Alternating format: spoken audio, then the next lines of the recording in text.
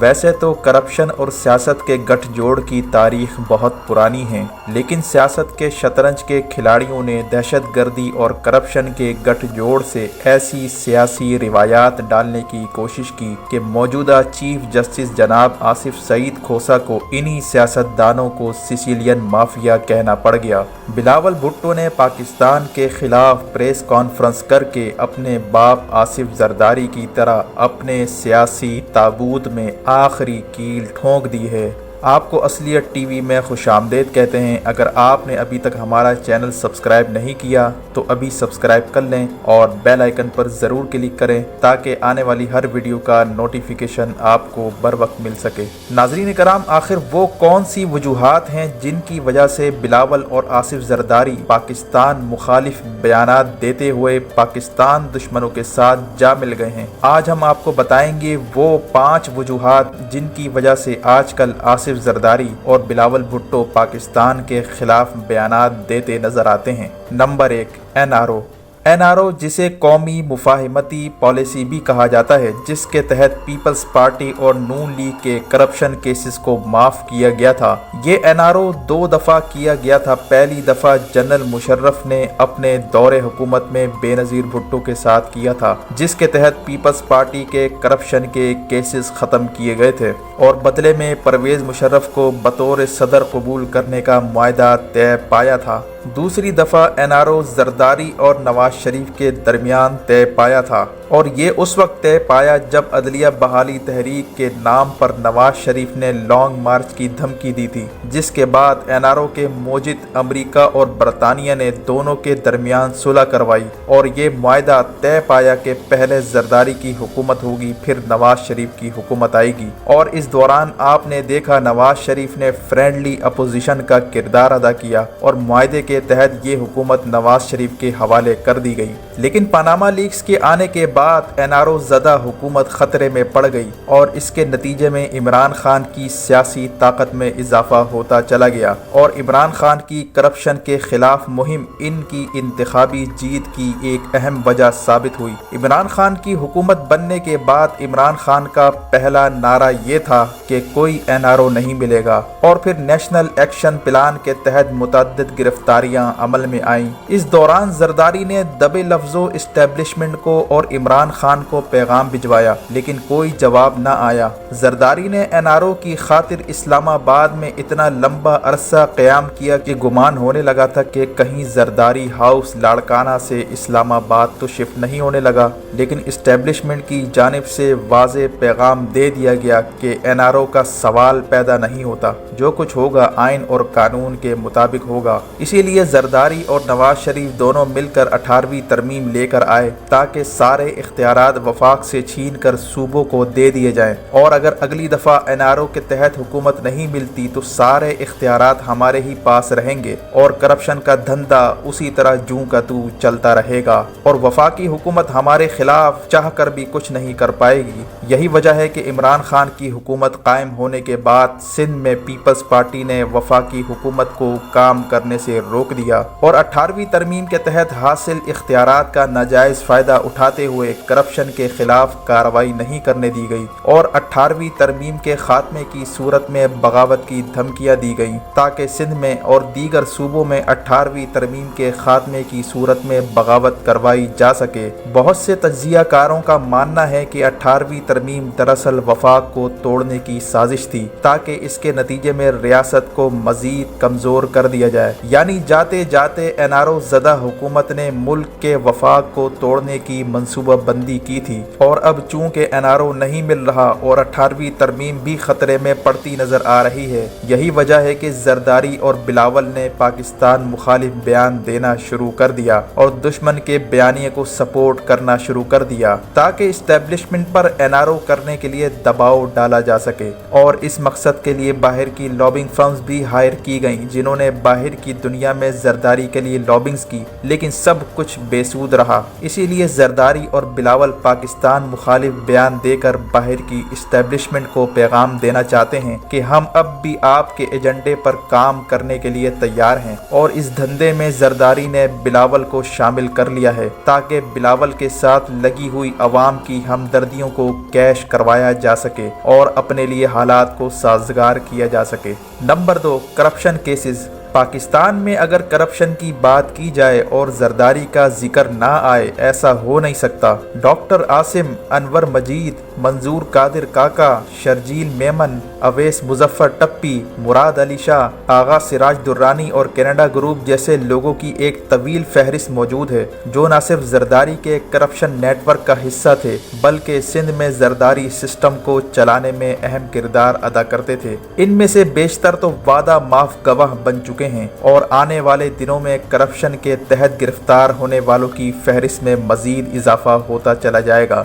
Doctor Asim JIT के सामने 200 घंटे तक रिकॉर्ड होने वाली गुफ्तगू में जरदारी सिस्टम पर से पर्दा उठा चुके हैं और सिंध से लेकर दुबई तक और दुबई से लेकर लंदन और कनाडा तक करप्शन का जो नेटवर्क कायम किया गया था उसको बड़ी तफसील से बयान किया है और ये भी बताया है कि किस तरह लॉन्चों में डॉलर भर भर कर करेंसी स्मगलिंग की जाती थी और दुबई के गोदामों में पैसा डंप किया जाता था और इनकी JIT किसी भी वक्त मंजर आम पर आ सकती है। यही वजह है कि बिलावल हाउस और जरदारी हाउस इस वक्त लरज रहा है क्योंकि एक तरफ NRO नहीं हो रहा, दूसरी तरफ इनका पूरा करप्शन का बना बनाया सिस्टम तबाह हो चुका है और रोजाना की बुनियाद पर नेशनल एक्शन प्लान के तहत करप्ट लोगों के खिलाफ घेरा तंग किया जा रहा है। इदारे रोजाना की बुनियाद पर केसेस बना रहे हैं। नेशनल एक्शन प्लान की तश्कील के वक्त साबिक आर्मी चीफ जनरल राहील शरीफ ने कहा था कि नेशनल एक्शन प्लान वक्त और रफ्तार की कैद से आज़ाद होगा। दुनिया चाहे इधर की उधर हो जाए, करप्शन के खिलाफ एहतसाब जारी रहेगा। यही वजह है कि जब नेशनल एक्शन प्लान तश्कील पा रहा था उस वक्त सिर्फ 2 ही लोग एतराज़ कर रहे थे, एक जरदारी और दूसरा नवाज शरीफ। लेकिन सबसे ज़्यादा जरदारी ने एतराज़ उठाया था और जरदारी किसी भी सूरत नेशनल एक्शन प्लान की मंजूरी देने के लिए तैयार न था और बार बार जरदारी को खौफ सताया जा रहा था कि कहीं ऐसा न हो कि दहशतगर्दों के खिलाफ कार्रवाई करते करते ये ऑपरेशन हमारी दहलीज तक न पहुंच जाए। क्योंकि नेशनल एक्शन प्लान में ये बात भी कही गई थी कि दहशतगर्दों के खिलाफ तो कार्रवाई होगी लेकिन सहूलतकारों और माशी दहशतगर्दों के खिलाफ भी कार्रवाई होगी और जरदारी को यकीन था कि अगर करप्शन के खिलाफ कार्रवाई की गई तो उसमें इसका नाम तो जरूर आएगा। यही वजह है कि जब दहशतगर्दों की बहुत बड़ी तादाद में गिरफ्तारियां अमल में आई उसमें यह भी इंकशाफ हुआ कि कई सियासी जमातों के लीडर इन्हीं दहशतगर्दों को फ्रीलांसर के तौर पर हायर करते थे और अपने अपने मुखालिफिन को कत्ल करवाते थे। इस तरह पहली दफा इंकशाफ हुआ कि करप्शन और दहशतगर्दी का बड़ा गहरा ताल्लुक है। यही वजह है कि नेशनल एक्शन प्लान का दायरा मजीद वसी कर दिया गया। लेकिन जरदारी का ये इसरार था कि सिर्फ मजहब के नाम पर दहशतगर्दी करने वालों के खिलाफ कार्रवाई की जाए, सियासत या लिसानियत के नाम पर दहशतगर्दी करने वालों को छोड़ दिया जाए। लेकिन जरदारी की ये तजवीज़ मुस्तरद कर दी गई क्योंकि दहशतगर्द का कोई मजहब नहीं होता तो दहशतगर्दों में कैसे इम्तियाज बरता जा सकता है। डॉक्टर आसिम के बारे में मशहूर है कि इनको जरदारी खरगोश कहकर पुकारते थे। जब डॉक्टर आसिम गिरफ्तार हुए तो उस वक्त खरगोश की तरह नहीं बल्कि तोते की तरह सब कुछ उगल डाला और जो जो इंकिशाफात हुए हैं अगर उसका 10% भी मंजर आम पर आ गया तो सियासत में भूचाल आ जाएगा। डॉक्टर आसिम ने जहां जरदारी की करप्शन का जिक्र किया वहां बिलावल की जायदादों का भी जिक्र किया कि जरदारी की करप्शन में बिलावल बराबर का हिस्सेदार है और जरदारी ने बैरून मुल्क जायदादें बिलावल के नाम की हुई हैं। इसी तरह बिलावल की पोशीदा बीमारी का जिक्र करते हुए डॉक्टर आसिम का कहना था कि इसका इलाज चल रहा है लेकिन इसमें कामयाबी नहीं हो पा रही। इसी तरह अनवर मजीद ने भी गिरफ्तारी के बाद जरदारी की करप्शन पर से पर्दा उठाया था और तफ्तीशी इदारों को तमाम मालूमात दे दी हैं। यही वजह है कि जरदारी और बिलावल को खतरा है कि वो किसी भी वक्त गिरफ्तार गिरफ्तार हो सकते हैं। इसीलिए हर वक्त पाकिस्तान मुखालिफ बयानात देते नजर आते हैं और अपने करप्शन केसेस पर से तवज्जो हटाने और NRO करने के लिए बार बार मुल्क दुश्मनों की जबान बोलते नजर आते हैं ताकि NRO के लिए इस्टेब्लिशमेंट पर दबाव डाला जा सके, लेकिन इनकी ये कोशिश कामयाब होती नजर नहीं आती। इससे उल्टा इनका केस ही बिगड़ रहा है। चूंकि बिलावल और जरदारी के करप्शन केसेस खुल चुके हैं, यही वजह है कि बिलावल और जरदारी पाकिस्तान मुखालिफ बयानात देते नजर आते हैं। नंबर 3, मावराए अदालत कत्ल। आसिफ जरदारी, जिनके बारे में मशहूर है कि वो अपने मफादात के लिए अपने और गैर की तमीज़ नहीं रखते, यहाँ तक कि सियासी मफादात के हुसूल के लिए किसी को भी कुर्बानी का बकरा बनाने से दरेग नहीं करते। इसका ताज़ा तरीन सबूत है उज़ैर बलोच। जी हाँ, उज़ैर बलोच जैसे दहशत गर्दों को अमन कमेटी की आड़ में लीगल कवर देने की कोशिश की गई, लेकिन इन्हीं लोगों से कराची से लेकर कोयटा तक टारगेट किलिंग करवाई गई। उज़ैर बलोच ने JIT के सामने सब कुछ बता दिया कि किस तरह आसिफ जरदारी ने सियासी मुखालिफिन को कत्ल करवाने के लिए उज़ैर बलोच को सुपारियां दी थीं। इसी तरह जरदारी की बहन फरियाल तालपुर ने उज़ैर बलोच के जरिए कितने लोगों को टारगेट करवाया था, ये सारी चीजें अब सामने आ चुकी हैं और इन्हीं टारगेट किलर्स के जरिए जरदारी सिस्टम को चलाने में मदद मिलती थी, क्योंकि जो भी जरदारी सिस्टम के खिलाफ बगावत करने की कोशिश करता तो उसको इन्हीं टारगेट किलर्स के जरिए ठिकाने लगा दिया जाता। इसी तरह कुछ तज्जियाकारों के मुताबिक जरदारी ने उज़ैर बलोच को बेनज़ीर की भी सुपारी दी थी। इसी तरह बेनज़ीर के मारे जाने के बाद बेनज़ीर के गार्ड और ड्राइवर को उज़ैर बलोच के जरिए कत्ल करवा दिया गया ताकि सारे सबूत एक एक करके ख़त्म कर दिए जाएं। इस वक्त आसिफ जरदारी और फरियाल तालपुर को ये खौफ है कि करप्शन के साथ साथ अगर कत्ल के केसेस खुल गए तो इनकी खुद की सुपारी लग जाएगी और इनका बचना मुश्किल हो जाएगा। यही वजह है कि जरदारी को इस बात का अंदेशा है कि कहीं ये कत्ल के केसेस फौजी अदालतों में न चलाए जाएं, क्योंकि फौजी अदालतों में अगर ये केसेस चला दिए गए तो इनका बचना बिल्कुल नामुमकिन है और ये अपने अंजाम को पहुंच जाएंगे। यही वजह है कि जब नेशनल एक्शन प्लान के तहत मिलिट्री कोर्ट्स कायम की गईं, उस वक्त जरदारी ने नवाज शरीफ को कहा था कि याद रखना कि एक वक्त ऐसा आएगा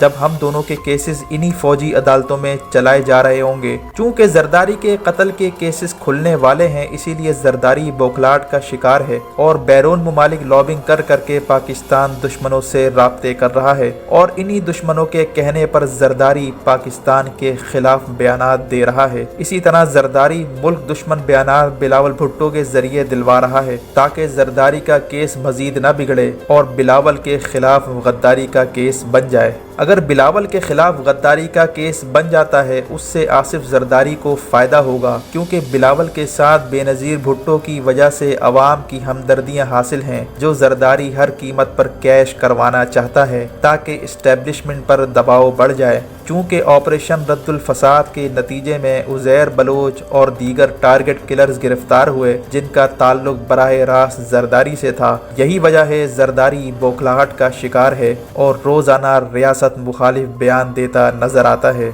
नंबर 4, दहशत गर्दों की फंडिंग। कुलभूषण यादव, जो भारतीय खुफिया एजेंसी रॉ का एजेंट था जिसे बलूचिस्तान में गिरफ्तार किया गया था, उसने ये इंकिशाफ किया था कि कराची से लेकर कोयटा तक कत्ल गारत गरी और बम धमाके करवाने के लिए भारतीय खुफिया एजेंसी न सिर्फ दहशत गर्दों की फंडिंग करती थी, बल्कि उज़ैर बलोच जैसे दहशत गर्दों की फंडिंग भी यही लोग करते थे। और इस तफ्तीश में मजीद इंकिशाफ हुआ कि उज़ैर बलोच बैक वक्त कुलभूषण यादव और आसिफ जरदारी दोनों के साथ राब्ते में रहता था, जिससे ये मालूम होता है कि पाकिस्तान में पिछले 10 सालों में जितनी दहशत गर्दी हुई है उसकी फंडिंग करने में जरदारी जैसे लोगों ने अहम किरदार अदा किया था और दहशत गर्दी करवाने का मकसद यही था कि पाकिस्तान की सिक्योरिटी फोर्सेस अपने अंदरूनी मामलात में ही उलझ जाएं कि उनको करप्शन के खिलाफ कार्रवाई की फुर्सत ही न मिल सके और दुश्मनों का एजेंडा पाया तकमील तक पहुँच सके। चूँकि दहशत गर्दों को ऑपरेशन रद्दुल फसाद के तहत चुन चुन कर गिरफ्तार किया जा रहा रहा है और इसके नतीजे में सियासत और दहशत गर्दी के गठ जोड़ को ख़त्म किया जा रहा है।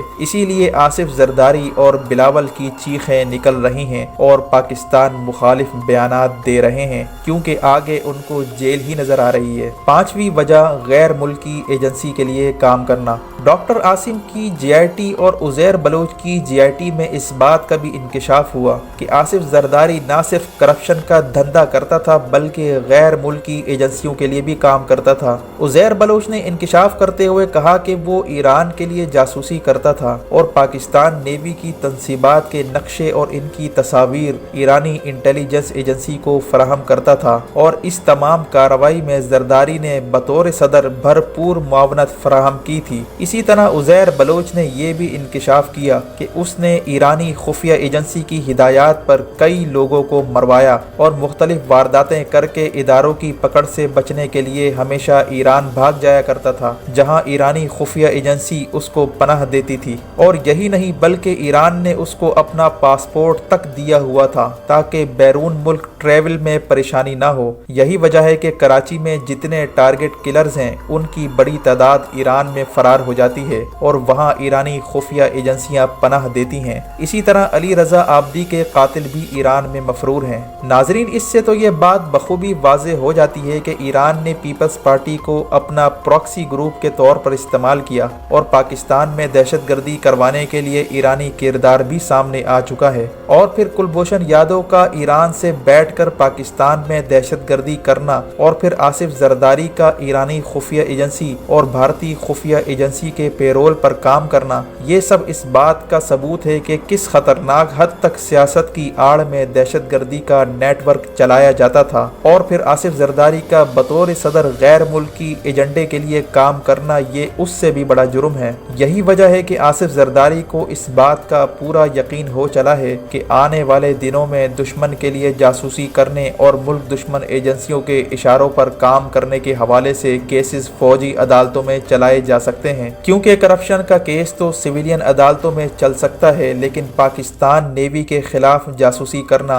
और पाकिस्तान के खिलाफ मुल्क दुश्मनों के लिए काम करना, ये इतने संगीन नौइयत के इल्जामात हैं जिससे बचना बहुत मुश्किल है और इस केस में बराह रास्त गद्दारी का मुकदमा चलता दिखाई देता है। इस बात का जिक्र डॉक्टर शाहिद मसूद ने अपने प्रोग्राम में बार बार किया है कि जरदारी के ऊपर करप्शन के अलावा मावराए अदालत कत्ल, दहशतगर्दों से रवाबित और गैर मुल्की एजेंसियों के लिए काम करने का भी इल्ज़ाम है, जिससे जरदारी का बचना नामुमकिन नजर आता है। यही वजह है कि जरदारी को आगे सिर्फ और सिर्फ जेल और फांसी का फंदा झूलता हुआ नजर आ रहा है। इसीलिए वो जाते जाते रियासत के खिलाफ महाज आराई करना चाहता है और दुश्मनों की जबान बोल रहा है। और अब बिलावल भुट्टो को भी इसी काम पर लगा दिया है, जिसने जरदारी के नक्शे कदम पर चलते हुए पाकिस्तान पर कलदन तंजीमों और दहशतगर्दों को सपोर्ट करने का इल्जाम लगाकर दुश्मन मुल्क भारत के बयानिए को सपोर्ट किया है। चूँकि जरदारी पर गैर मुल्की एजेंसियों के लिए काम करने की पदाश में गद्दारी के संगीन मुकदमात भी खुलने वाले हैं, इसीलिए जरदारी बौखलाहट का शिकार है और रियासत मुखालिफ बयान दे रहा है। और अब PTM और दीगर लिसानी तंजीमों के साथ मिलकर लिसानी बुनियादों पर शोरिश बर्पा करना चाहता है ताकि मुकदमात कहीं बैक बर्नर पर चले जाएं।